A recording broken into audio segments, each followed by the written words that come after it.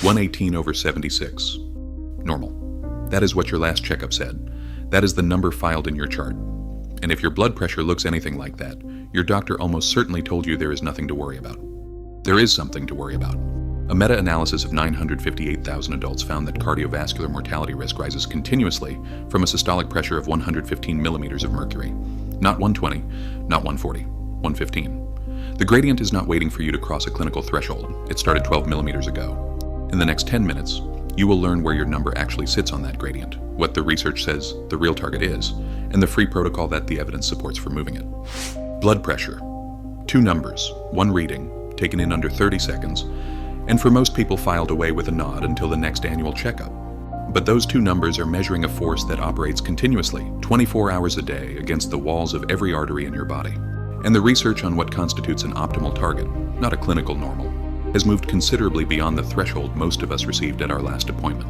A 2017 Global Burden of Disease analysis, published in JAMA, found that elevated systolic blood pressure above 110 to 115 millimeters of mercury was responsible for an estimated 10.4 million deaths in 2015 alone, not deaths in people with confirmed hypertension, deaths attributable to blood pressure levels that would not yet qualify for treatment in many health systems. Blood pressure is not a fixed number, it responds to what you do. The interventions with strong RCT evidence are not complicated, and the most effective one costs nothing. You have more control over this than your last checkup suggested. You have a blood pressure. After this episode, you will know what the research says it should actually be, and what the evidence supports for improving it. By the end of this episode, you will know 3 things. Whether your number, even if it is labeled normal, is actually optimal for longevity, or simply below the treatment threshold. What the hidden number inside your blood pressure reading is, and why, after a certain age, it predicts your cardiovascular risk better than either reading alone, and why your clinic reading and your home reading may be measuring 2 different things, and which one your doctor is actually treating. All 3 confirmed by the science. The Prospective Studies Collaboration meta-analysis, published in The Lancet in 2002, synthesized individual participant data from 61 prospective cohort studies and 958,000 adults, with regression dilution correction applied to account for the fact that a single blood pressure reading underestimates an individual's true usual pressure. The result was a continuous unbroken gradient.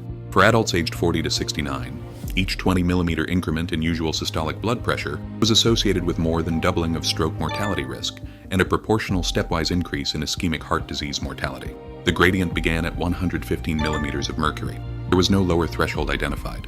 No safe plateau was found within the clinical normal range. 2 important qualifications. First, this is observational data. It demonstrates a statistical association. It cannot establish that lowering blood pressure will reduce mortality at rates precisely proportional to the gradient. Confounding is possible despite adjustment. Second, at older ages, above 80, the proportional risk increase per 20 millimeters of mercury is approximately half as steep as in adults aged 40 to 69. The absolute risk difference at older ages remains large because baseline event rates are higher, but the proportional gradient attenuates with age. What the gradient does establish is this: the number labeled normal and the number associated with the lowest observed mortality risk are not in the same category. Stop. Before the next section, this is not an argument that everyone watching with a systolic of 118 needs antihypertensive medication. Blood pressure treatment involves individualized clinical trade-offs, benefits, risks, adverse effects, that belong in a conversation with your physician, not a YouTube episode. What the data are establishing is the distinction between a clinical threshold and an optimal target. Those are different categories, and most health systems have not communicated the difference. Now, what happens when we actually treat to a lower target? The SPRINT trial randomized over 9,000 high cardiovascular risk adults, average age 67.9 years, to an intensive systolic target below 120 millimeters of mercury versus the standard target below 140 millimeters. Cardiovascular mortality reduced by 43%, all-cause mortality reduced by 27%. 3 caveats. SPRINT enrolled exclusively high cardiovascular risk adults over 50, excluding patients with diabetes and prior stroke.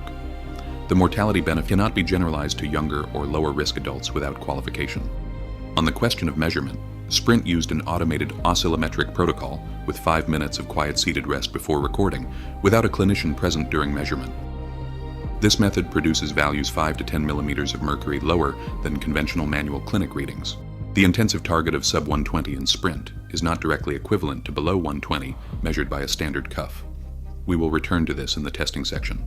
A 2016 meta-analysis of 123 RCTs across 613,000 participants confirmed the intervention signal.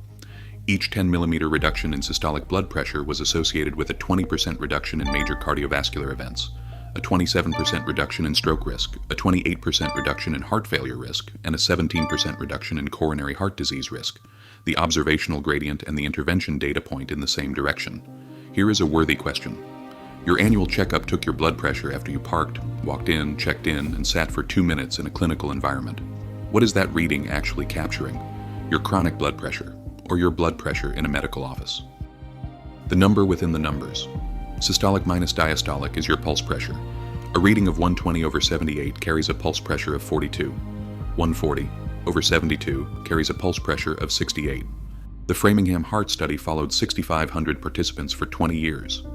In adults below age 50, diastolic blood pressure was the primary predictor of coronary heart disease risk. At ages 50 to 59, all three measures, systolic, diastolic, and pulse pressure, were comparable in predictive value. From age 60 onward, the pattern shifted. Pulse pressure, the gap between the two numbers, became the superior predictor. This shift has a mechanism. As arteries stiffen with age, the aorta progressively loses its capacity to buffer the ejection of blood from the left ventricle. Systolic pressure rises as the stiffened vessel cannot absorb the pressure wave. Diastolic pressure falls as the vessel cannot maintain passive recoil. The gap between them widens. A widening pulse pressure is not just a mathematical consequence. It is a marker of advancing arterial stiffness. A pulse pressure above 60 millimeters of mercury in adults over 60 is associated with elevated coronary heart disease risk in the Framingham data. Tracking whether your pulse pressure is widening year over year, even within a normal range, provides information that the systolic number alone does not. That stiffening process has its own direct measurement, pulse wave velocity, or PWV. A 2010 meta-analysis of 17 studies and over 15,000 participants found that individuals in the highest PWV third carried more than double the total cardiovascular event risk of those in the lowest. Each single increase in aortic PWV corresponds to a 14% increase in adjusted cardiovascular risk. Chronically elevated blood pressure is one of the primary forces driving that arterial stiffening over time. This is well established in the cardiovascular literature, though the Vlachopoulos meta-analysis measures the outcome of stiffness, not the causal pathway. The reading on your checkup report does not tell you what that pressure has already done to the arterial wall itself. That requires a different measurement. That's a discussion for another episode. Now you know the track. It's time to look at the stack. Here is what to do with your number. Before the protocol, you need your measurement, because before any intervention target is meaningful, you need a number you can trust. A 2011 systematic review found that clinic blood pressure measurement had both sensitivity and specificity of 74.6% for identifying true hypertension using ambulatory monitoring as the reference standard. Home automated measurement improved sensitivity to 85.7%. It detects more true hypertensives, but its specificity fell to 62.4%. It also generates more false positives. Neither home nor clinic measurement is sufficient as a sole diagnostic tool. Ambulatory blood pressure monitoring, a cuff worn for 24 hours, was the reference standard before initiating lifelong antihypertensive therapy. Home monitoring is a more accessible and representative alternative to a single clinic reading, but not a replacement for ambulatory monitoring. Measurement conditions matter. 5 minutes seated rest. No caffeine in the preceding 30 minutes. Upper arm cuff at heart level. 2 readings, 1 minute apart. The average of those 2 readings recorded. That is the sprint equivalent measurement protocol. The free tier. The DASH dietary pattern, emphasizing fruits, vegetables, whole grains, low-fat dairy, and reduced saturated fat with no caloric restriction required. Reduced systolic blood pressure by 11.4 millimeters of mercury in hypertensive participants and 3.5 millimeters in normotensive participants versus a control diet over 8 weeks. No medication, no supplementation, dietary pattern alone, combined with maximum sodium reduction, targeting below 1,150 milligrams of sodium per day. The maximal contrast in hypertensive participants reached 11.5 millimeters of mercury systolic versus a typical high sodium diet. Sodium reduction within the DASH diet contributes an additional average of 3 millimeters of mercury when moved from high to low intake. If you have already built a Zone 2 aerobic base from episodes 2 and 3 of this series, you are already acting on your blood pressure. A meta-analysis of 54 aerobic exercise trials found that aerobic training reduces systolic blood pressure by 3.84 millimeters of mercury on average, independent of whether participants were hypertensive or normotensive at baseline. The $50 tier. A validated home blood pressure monitor. The Omron Platinum Series, or equivalent validated upper arm automated device, combined with a structured morning and evening measurement protocol. Morning, 5 minutes rest, 2 readings 1 minute apart logged. Same thing in the evening. A 30-day average from home readings provides the most representative chronic blood pressure picture available outside of ambulatory monitoring. One-time cost, approximately $70 to $90. The $200 tier, a cardiovascular biomarker panel, Inside Tracker, Ultimate or Function Health. Cross-referenced against your home BP log. Blood pressure tells you the force, a panel, ApoB LDL particle number, high sensitivity CRP, fasting glucose, fasting insulin, kidney function markers. Tells you what else is contributing to your cardiovascular risk picture, and contextualizes your blood pressure within the full biomarker set this series is building. The verdict, blood pressure, evidence quality, 4 out of 5 stars. Multiple Tier 1 randomized controlled trials for every lifestyle intervention in the protocol stack. DASH, sodium reduction, aerobic exercise, each independently supported by at least one RCT or meta-analysis. The sprint mortality data is from a pre-specified trial with blinded outcome adjudication and hard endpoints.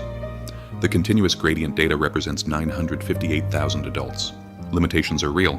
Sprint applies specifically to high cardiovascular risk adults over 50, excludes diabetes and prior stroke, was stopped early, and used an automated measurement protocol not equivalent to standard clinic readings.